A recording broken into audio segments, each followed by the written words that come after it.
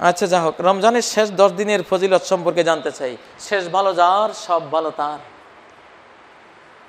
আল্লাহ তাআলার রহমত, নেয়ামত, বরকত, মাগফিরাত, জাহান্নাম থেকে নাজাত, মুক্তির চূড়ান্ত বর্ষা।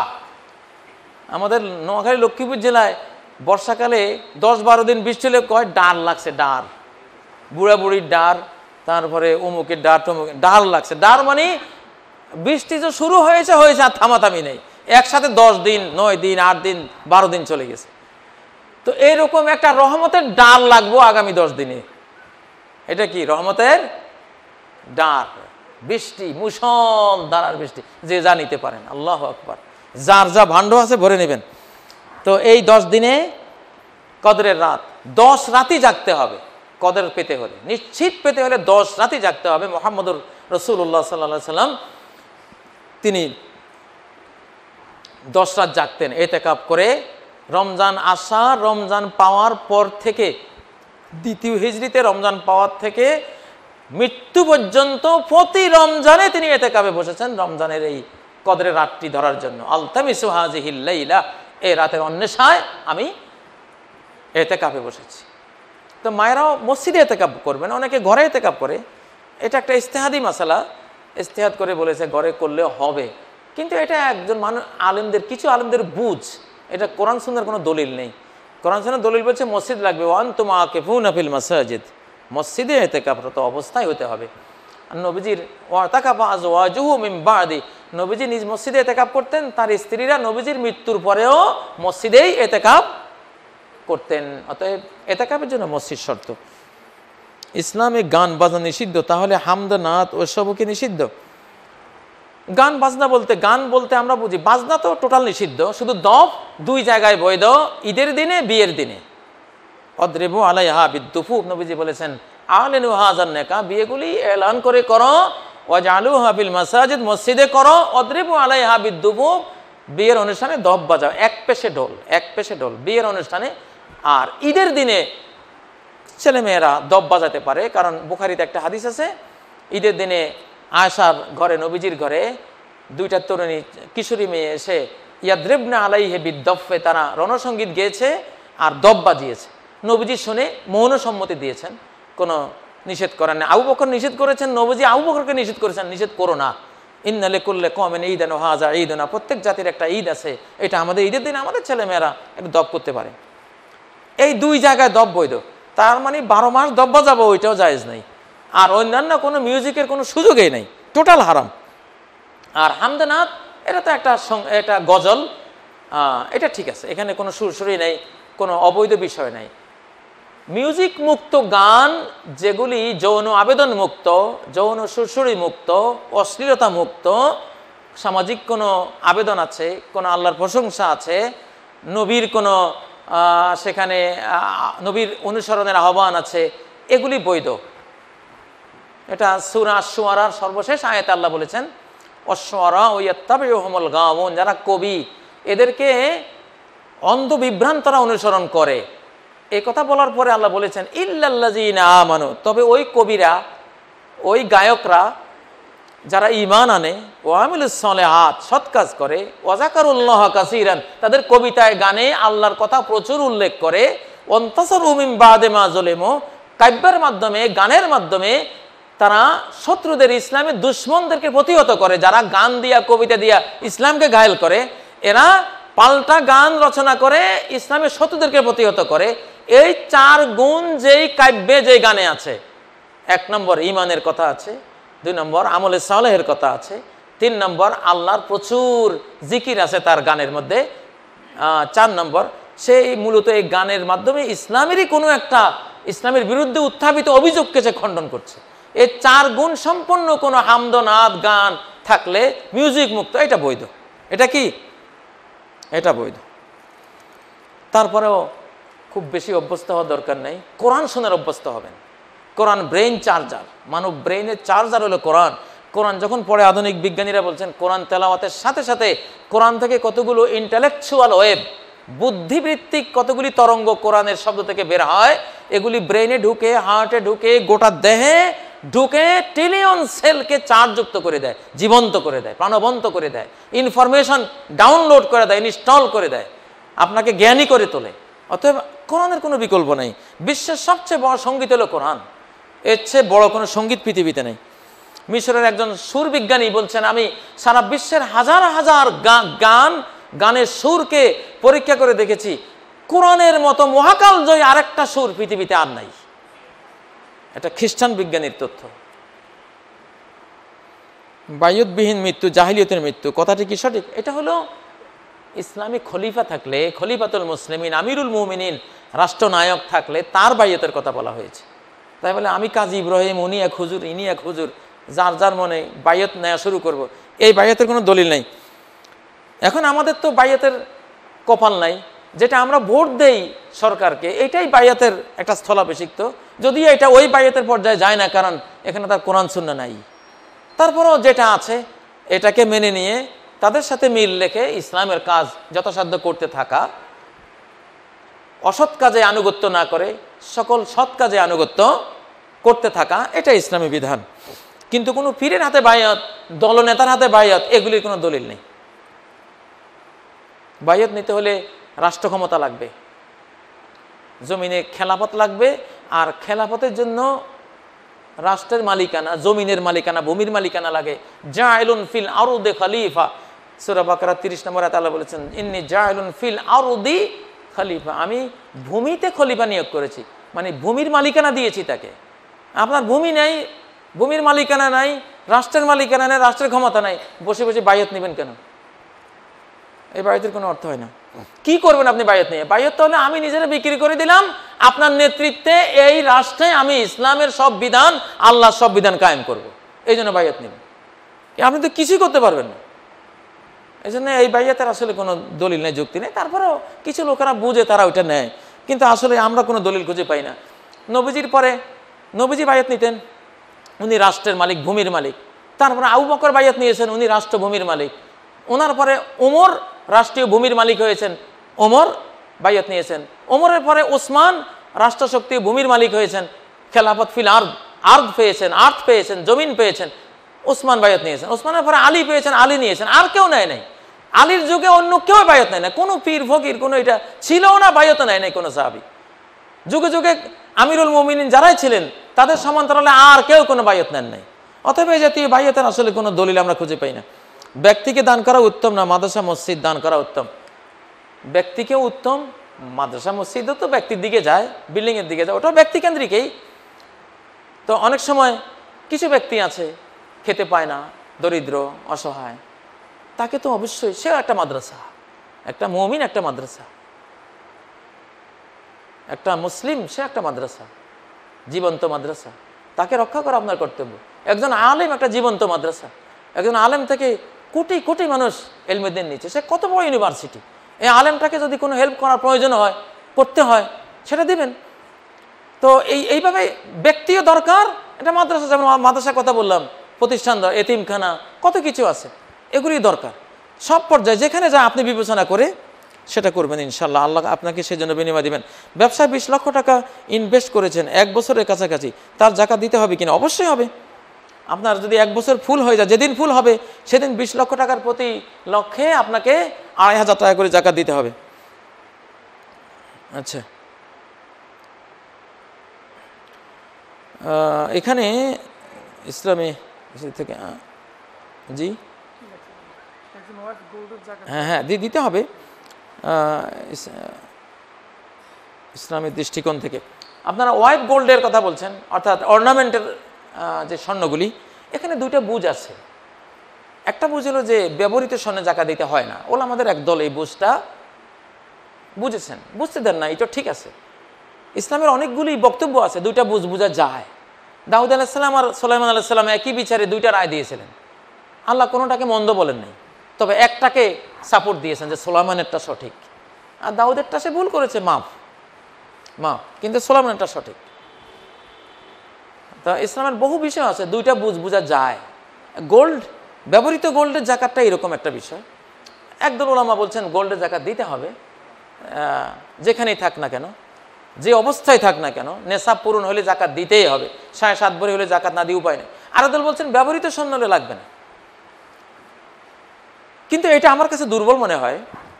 আমি যতগুলো দলিল প্রমাণ দেখেছি, নাসিরুদ্দিন আলবানী সহ, আমাদের বাংলাদেশের ডক্টর মঞ্জুর সহ, আরও আমাদের অনেক উলামায়ে কেরাম সহ বুঝে দেখেছি, এবং কোরআনের বক্তব্য যে স্বর্ণ রূপার মধ্যে আলাদা একটা গুণ আছে যেটা ডায়মন্ডের মধ্যেও নাই। ডায়মন্ডের দাম অনেক বেশি স্বর্ণ থেকে, কিন্তু ডায়মন্ডের অলংকার সারা শরীর ভরে ফেললেও জাকাত নাই।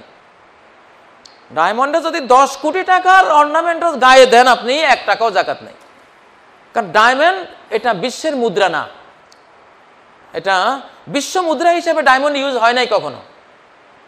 কিন্তু সোনা রূপার মধ্যে এই গুণটা আছে যে সর্বকালে স্বর্ণরৌপ্য বিশ্ব মুদ্রা হিসেবে ইউজ হয়েছে।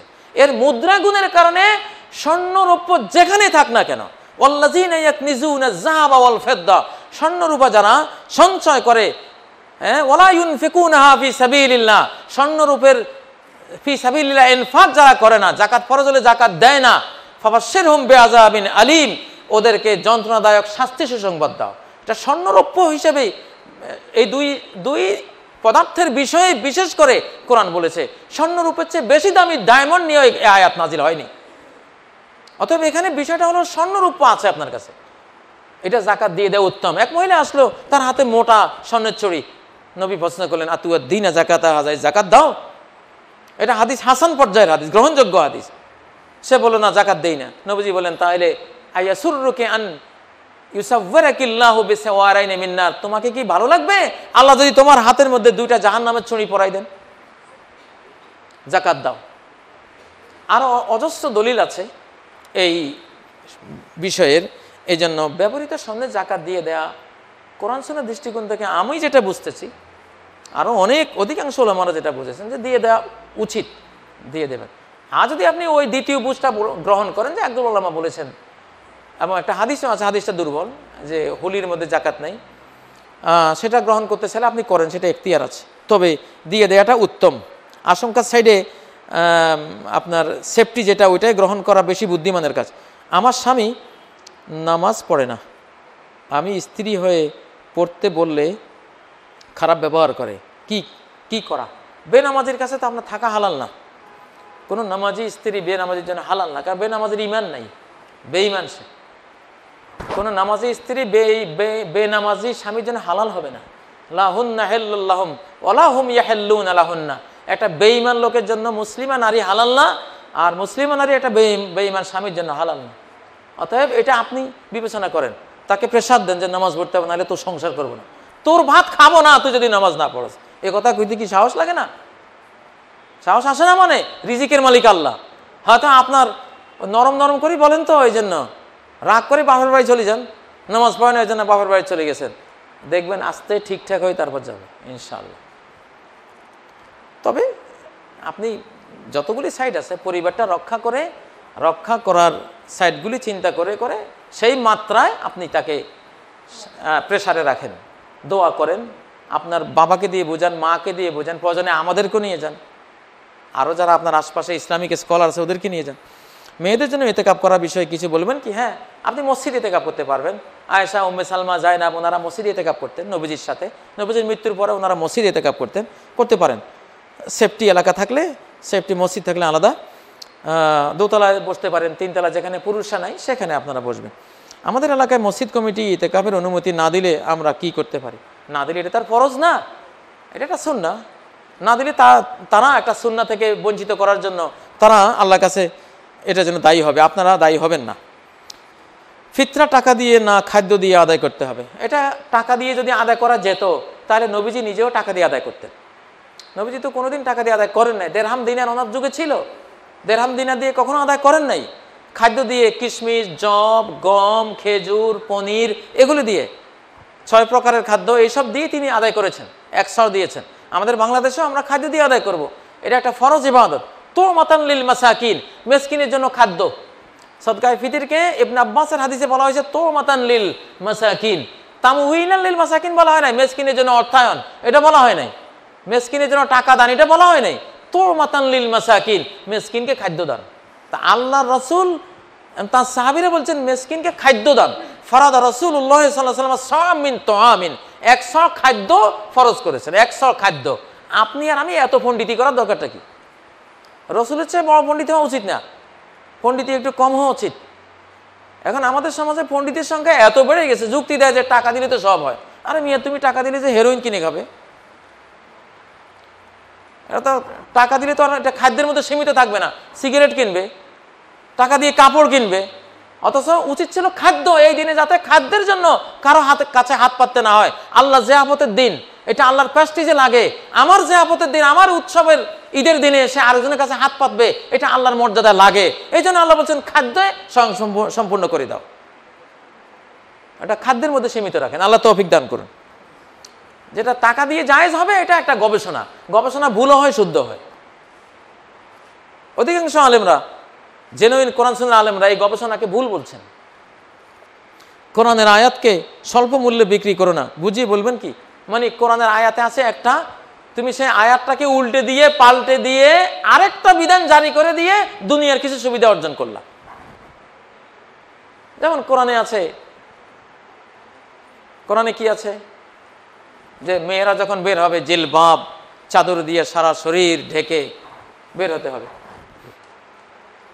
এখন কোন আলেম যদি এটাকে বিকৃত করে, না জিলবাবের কথা বলে নাই, এটা ওই যুগের জন্য নবী পরিবারের, নবীর স্ত্রীদের প্রসঙ্গের আয়াত, এটা নবীর স্ত্রীদের জন্য খাস, এটা আপনাদের জন্য লাগবে না, আপনারা পর্দা না করলে চলবে।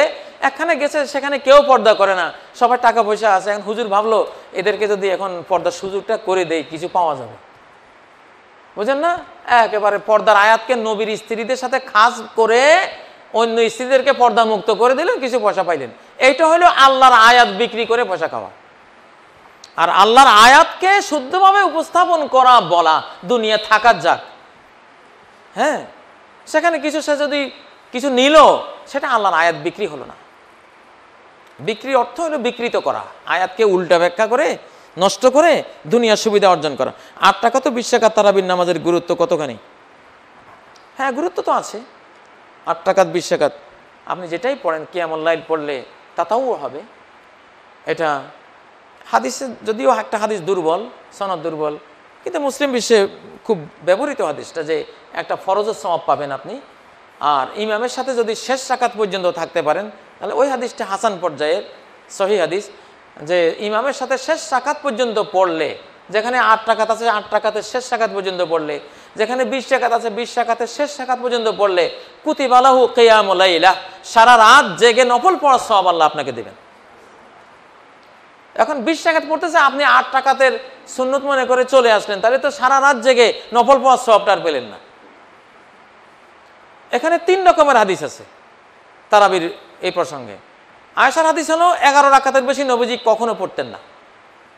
বুখারীর হাদিস, মা কানা ইয়াজিদু রাসূলুল্লাহ সাল্লাল্লাহু আলাইহি ওয়াসাল্লাম ফি রমাদান ওয়া ফি গায়রি আলা 11 রাকা, 11 রাকাতের বেশি কখনো পড়তেন না। একদলের উলামারা এই হাদিসকে বুঝছেন যে 11 রাকাতেই ফিক্সড, এটার উপরে বাড়তি কমতি করার কোনো অধিকার কারণ নাই, এটা একটা বুঝ। আচ্ছা, আরেক ধরনের উলামারা বুঝছেন যে না, এটা ফিক্সড না, কারণ ইবনে আব্বাসের হাদিসে বুখারীতে আছে সালাসা আশারা রাকা, নবীজি রাতের নামাজ 13 রাকাত পড়েছেন। তাহলে 11 রাকাত ফিক্স হলে 13 রাকাতের কি হবে? 13 রাকাতে তো হাদিস সহিহ। আচ্ছা, আরেকটা সহিহ হাদিস আছে, সালাতুল লাইলি মাসনা মাসনা, রাতের সালাত পড়তে চাও 2 করে পড়তে থাকো, কোনো সীমানা নাই। 20 রাকাত, 30 রাকাত, 40 রাকাত, 60 রাকাত। ইমাম ইবনে তাইমিয়া লিখেছেন তার মাজমুল ফাতাওয়া গ্রন্থে 63 রাকাত পর্যন্ত পড়েছে অনেকে। 2 মাসনা মাসনা, 2 রাকাত করে পড়তে থাকো। এখান থেকে একদল ওলামা বুঝছেন যে 2 করে যেহেতু বলা আছে, অতএব সংখ্যা বাড়াইলে কোনো সমস্যা নাই। মুসলিম জাহানের অধিকাংশ আলেমরা এটাই বুঝছেন। আরেক দল আলেমরা এই হাদিসকে বুঝছেন যে 2 করে পড়া মানে ওই 11 রাকাতেই। এটা একটা বুঝ আছে, বুঝতে দেন। এগুলিতে অপশন আছে। তারাবির মাসলাটাও এমন মাসলা যেখানে 2টা অপশন অবশ্যই আছে। আপনি 8-এও যেতে পারেন, আপনি 20-এও যেতে পারেন, বাড়তিও যেতে পারেন। এগুলি না 8ই হবে, 12 পড়লে তুই বেঈমান, তুই বেদাতি, অথবা 20-এ হতে হবে, 19-এও হবে না, 21-এও হবে না, হইলে খবর আছে। এই কথাগুলি ভুল কথা। এই হার্ড অবস্থানটা ভুল অবস্থান। দলিল এটা বলে না। দলিলগুলি সব মিলালে এখানে উদারতা আছে, সহজতা আছে, এটা বোঝা যায়। সৌদির সাথে ঈদ উল ফিতর ও ঈদ উল আজহা অনেকেই পালন করেন। কেন? অনেকেই পালন করেন। এখানেও দুটো বুঝ আছে, এটা অপশন আছে। সারা বিশ্বের মুসলিমরা ঐক্যবদ্ধ হয়ে একদিনেই ঈদ করতে পারবে, রোজাও পালন করতে পারবে, যদি সংবাদগুলি একদিনেই প্রচার হয়ে যাওয়ার মতো প্রযুক্তি তাদের হাতে থাকে। বর্তমানে প্রযুক্তি আছে, এজন্য এটা সম্ভব। কিন্তু একটা পূর্ব শর্ত আছে। পূর্ব শর্ত হলো ভেজাল লাগাইতে পারবেন না, যে একই সমাজে আপনি ঈদ পালন করতেছেন, উনি রোজা করতেছেন, এইটা হতে পারবে না। কমিউনিটির সবাই একমত হইতে হবে। রাষ্ট্রের ইমাম ঘোষণা করতে হবে, সাওমুকুম ইয়াওমা ইয়াসুমুল ইমাম সাওমুকুম ইয়াওমা ইয়াসুমুন নাস। রোজা একটা সামাজিক ইবাদত, যা করবা গোটা সমাজ নিয়ে করবা, বিশৃঙ্খলা করতে পারবা না। তোমার বাংলাদেশে যদি সরকার ঘোষণা দেয় এই বছর আমরা সৌদির সাথে ঈদ করব, ওকে, সবাই করব, কোনো অসুবিধা নেই। কিন্তু সরকার ঘোষণা দেয় নাই, তুমি ফুট করে এক গ্রাম এখানে, ওই গ্রাম এখানে, এই গ্রাম এখানে, আর বাকি সবাই আরেক রকম, তুমি একরকম, এই যে একটা বিশৃঙ্খলা, অনৈক্য সৃষ্টি করা, এটার অনুমতি নেই। এই জন্য অপেক্ষা করতে হবে। এখনো বাংলাদেশে একমত হয় নাই সৌদির সাথে আমরা করব কিনা। বাংলাদেশে আলেমরা এখনো একমত হয় নাই। বিদায় ছুট ভাবে বিভিন্ন জায়গায় বিভিন্ন জন সৌদির সাথে ঈদ রোজা পালন করা, এটা হাদিসের খেলাফ। নবীজির এই বক্তব্যের এই নাসাইর এই হাদিসটা, সাওমুকুম ইয়াওমা ইয়াসুমুন নাস, মানুষরা সকলে, তোমার কমিউনিটির সবাই মিলে যেদিন রোজা রাখবা সেদিন রাখবা, তোমার রাষ্ট্রপতি যেদিন ঘোষণা দিবে সেদিন রাখবা। এটা একটা সামাজিকতা, সিয়ামের সামাজিকতা রক্ষা করে করতে হবে। এই বুঝটা বেশি স্ট্রং। আর ওই বুঝটা যে ঠিক ওনারা কি করে করুক, আমি একা আমি এটা করব, এই বুঝটা দুর্বল। কিন্তু একই দিনে ঈদ করা, রোজা পালন করা, সারা বিশ্বের মুসলিমরা ঐক্যবদ্ধ হলে এটা বৈধ। কিন্তু সেই পরিবেশ এখনো তৈরি হয় নাই। সারা বিশ্বের সবাই এখনো এই পয়েন্টটা আসে নাই। একটু সবর করেন, সময় দেন। যদি সবাই মিলে আমরা ইনশাল্লাহ একমত হতে পারি, আমরা করব। বাংলাদেশের সরকার যদি ঘোষণা দেয়, হেলাল কমিটি যদি ঘোষণা দেয় যে এই বছর আমরা সৌদির সাথে করতেছি, করবো ইনশাল্লাহ, সমস্যা নেই। এই দুইটা বুঝ, দুইটাই আল ইখতিলাফ সাইগ, বৈধ বুঝ। দুই ধরনের বুঝ, দুইটাই বৈধ। কিন্তু এটা পালন করতে গেলে ওই শর্তটা, ঐক্যের শর্তটা পূরণ করতে হবে। আমরা বাচ্চাদেরকে যে টাকা টিকা দেই, সেটা কি শিরিকের মধ্যে পড়ে? আরে বোন, টিকা দিলে শিরিক হবে কেন? টিকা তো একটা চিকিৎসা, এলাজ, এটা শিরিক হবে না। তাদাও, নবীজি বলছেন দাও মারদাকুম তাদাও ফাইনাল্লাহ লাম ইউনজিল দাআন ইল্লা আনজালা লাহু দাওয়ান। তোমরা চিকিৎসা করো, কারণ আল্লাহ যত রোগ নাজিল করেছেন তত চিকিৎসাও নাজিল করেছেন। চিকিৎসা করবেন। অজুতে মাছের পদ্ধতি বলে দিন। অজুতে মাছে হলে প্রথমে দুইটা আঙ্গুল এই যে এইভাবে নিয়ে নেবেন, আবার তারপরে পিছন থেকে সামনে এনে বৃদ্ধাঙ্গুল দিয়া কানের পিছনটা আর এই আঙ্গুল দিয়া কানের ভিতরটা মোছেন, শেষ। ঘাড় মোছার দরকার নেই। ঘাড় মোছার হাদিসটা সহি না। আমার ব্যাংকে 3 লক্ষ টাকা আছে, তারপরে ফিক্সের পর ফিক্সড ডিপোজিট না, এখন আমি কি নিয়মে যাকাত দেব? এটা আপনি আপনার যে টাকা আছে সেখানে লভ্যাংশ সহ কত আছে, এই বছর কত হয়েছে আপনার ব্যাংকে, সেটা হিসাব করে সেটার উপরে আপনি যাকাতটা দিয়ে দেবেন ইনশাআল্লাহ। হিসাব করতে ব্যাংকের সাথে যোগাযোগ করবেন, ওরা তো আপনাকে পাই হিসাব করে দেবে। চোখের সামনে কেউ মাদক সেবন করলে তা দমন করার জন্য কি করতে হবে, কিভাবে দমন করা যাবে? নাহি আনিল মুনকার, আপনি তাকে জ্ঞান দিয়ে তাকে আপনি বুঝাবেন, ইলম দিবেন। উদউ ইলা সাবিলি রাব্বিকা বিল হিকমা। আল্লাহ 3টা ওয়ে বলেছেন, তোমার রবের রাস্তার দিকে ডাকো 3টা ওয়েতে। 1 বিল হিকমা, সঠিক, তাকে একটা আয়াত শুনাই দিলেন, একটা হাদিস শুনাই দিলেন যে তুমি যে কাজটা করছো, এই ইন্নামাল খামরু ওয়াল মাইসিরু ওয়াল আনসাবু ওয়াল আজলামু রিজসুম মিন আমালিশ শায়তান, সূরা মায়দার আয়াতটা শুনাই দিলেন, সে ভয় পাবে।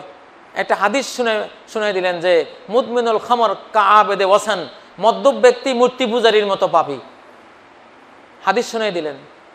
আপনি জ্ঞান দিয়ে তাকে বিরত রাখার চেষ্টা করবেন, 1 নম্বর ফরজ।